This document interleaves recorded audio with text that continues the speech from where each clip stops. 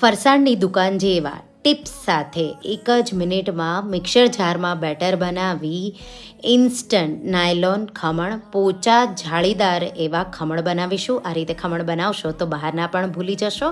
તો ચાલો બનાવીએ. મિક્સર જારમાં બેસન, ખાંડ, તેલ, હિંગ, હળદર, લીંબુના ફૂલ અને જરૂરિયાત પ્રમાણે પાણી ઉમેરી અને આવું આપણે બેટર રેડી કરી લઈશું. 1 મિનિટ જેવું ફેરવવાનું એટલે બેટર આવું રેડી થઈ જશે.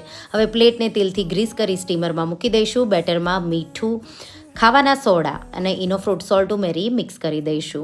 સ્ટીમરમાં થાળી જે રેડી કરી એમાં બેટર રેડી હાઈ ફ્લેમ પર 10થી 12 મિનિટ માટે થવા દઈશું અને થાળીને ઠંડી કરીશું. સાઈડમાં વઘાર માટે તેલ, રાઈ, લીલા મરચાં, મીઠો લીમડો, જરૂરિયાત પ્રમાણે પાણી અને ખાંડ ઉમેરી મિક્સ કરી દઈશું અને વઘાર તૈયાર છે.